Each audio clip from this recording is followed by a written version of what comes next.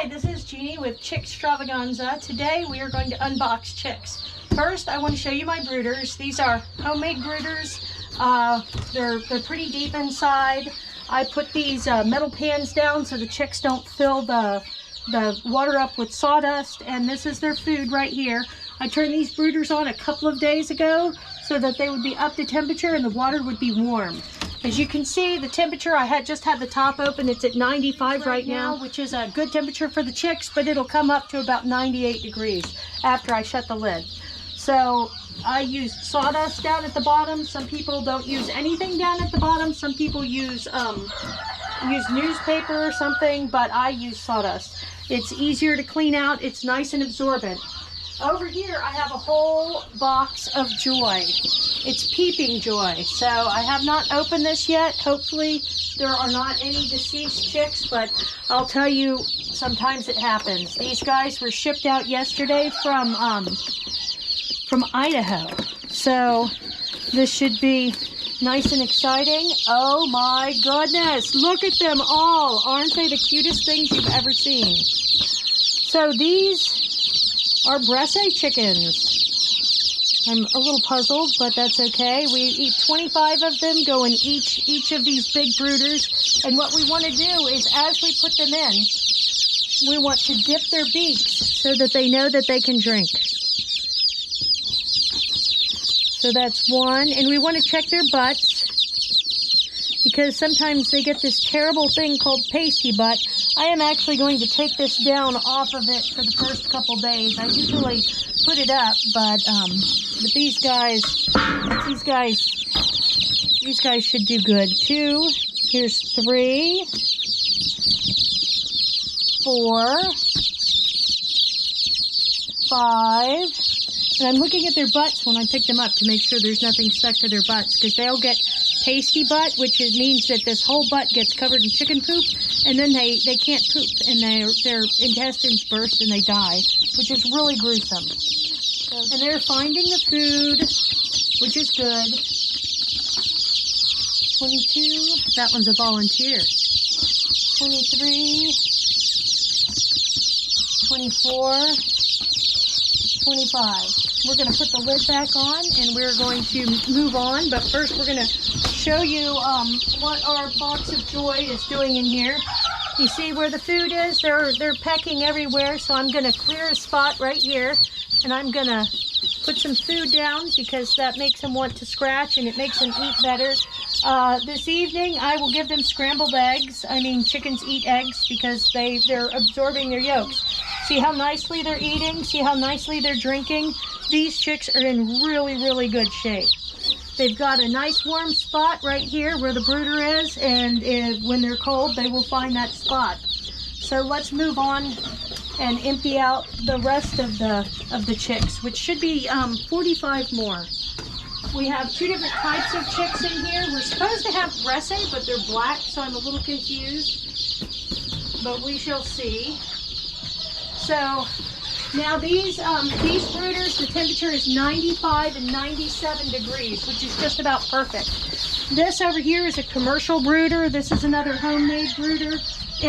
What I've done is I have bought replacement parts for commercial brooders. The heater, I bought a replacement heater for commercial brooders, so it just makes it easier.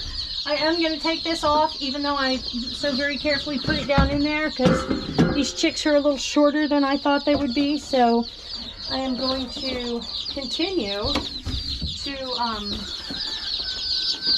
unbox these chicks.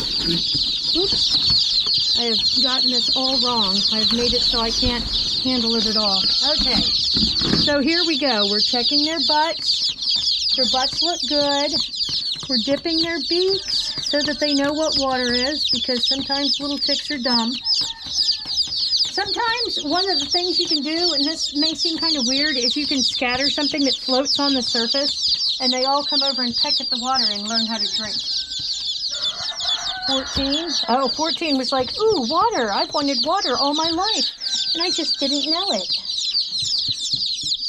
I mean, it may seem kind of silly to dip every single one of them's beak, but I'm just letting them know what water is and the fact that they need it. And as soon as they start drinking, they never forget how to do it. But getting that beak dipped in the first time is important. If the chicks come in bad shape, if they've been in the male too long, sometimes you can put a little bit of honey in some water and give it to them. It'll give them a little burst of energy, but sometimes not even that's enough. These chickens were only in the male overnight, so they're all in fine fettle. Okay, so these are mildefleurs, or mildefleur de uncles, however you say it. They are a French chicken. The mildefleur means million flowers. This is a little hen. This is a little hen. This is a little hen. It looks like I got a good number of little hens, so we will see. I need to close this brooder up so that I can open up the last brooder.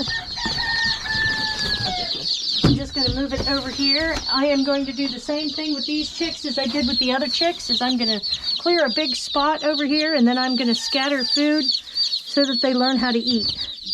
And as you see, once the food is scattered, they all run over and say, oh my goodness, look at this food, I should eat it. Which they should.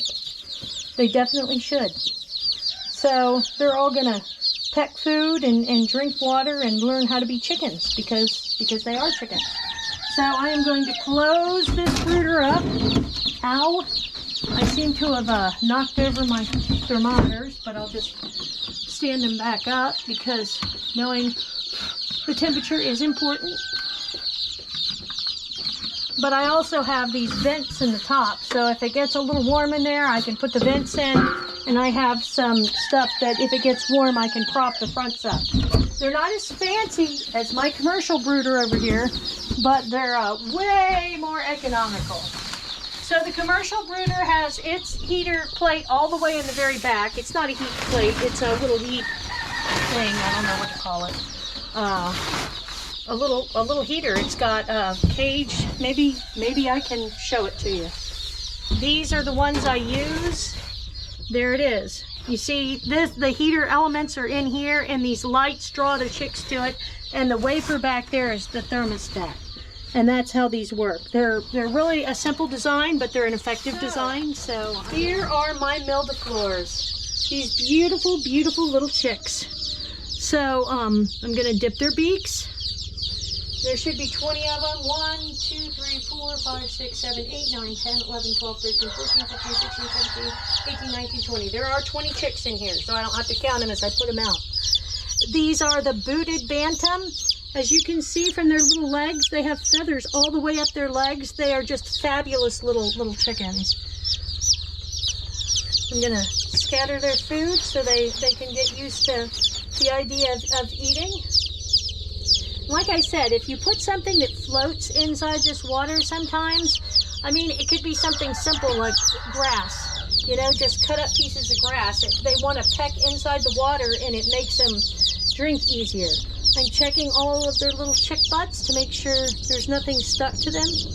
And I am dipping every single beak. As you can see, this chick is over there pecking at who knows what, so I'll just give them some food to peck at. I use, this brooder has a wire bottom. The chicks are supposed to be able to poop through the wire bottom, and it's supposed to be much more hygienic. But these are banty chicks, and they have itty-bitty tiny feet, so I do not want their feet going through the bottom.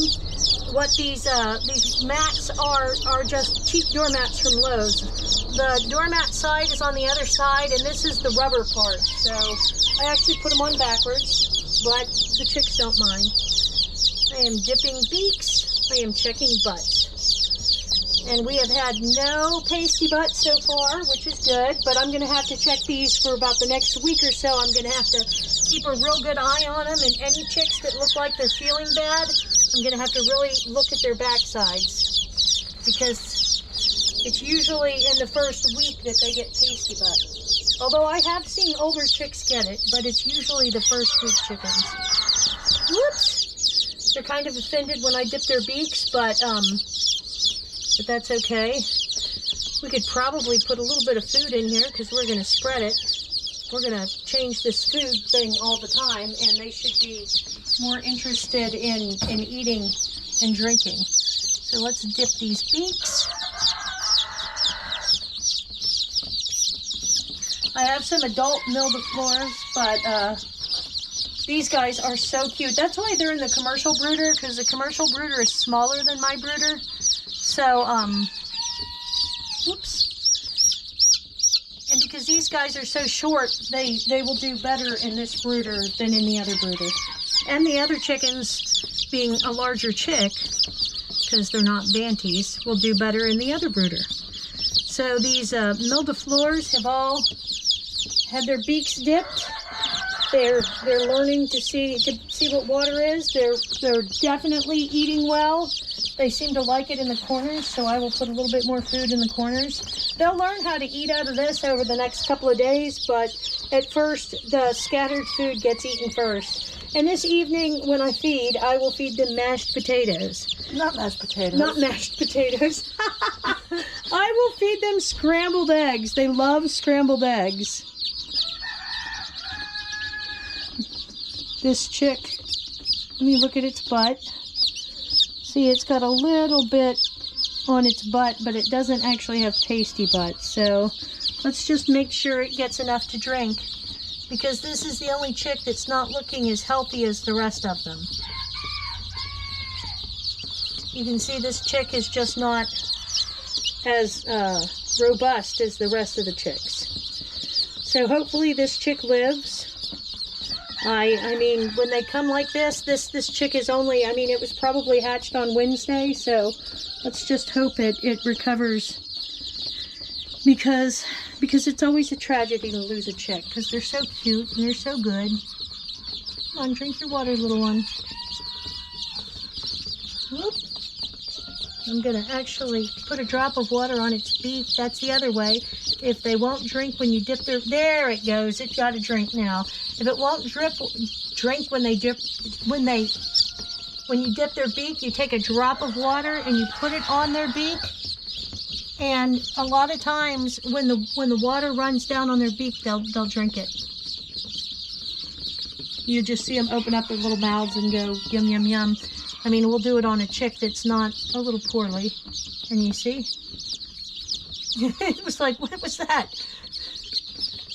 No, that one said no. It rejected me. So let's hope this chick does okay. I don't know whether to leave it with the water or put it up underneath the heat. So what I'll do is I'll put it up underneath the heat and I'll move the water back here. Because this water has been in here for more than 24 hours, so it's nice and warm. Thank you very much. This is Jeannie with Chickstravaganza. This is unboxing some chicks that came from a hatchery, and if you like this, please subscribe to the YouTube channel and look us up on Facebook. It's Chickstravaganza on Facebook. Thank you very much, and you have a wonderful day.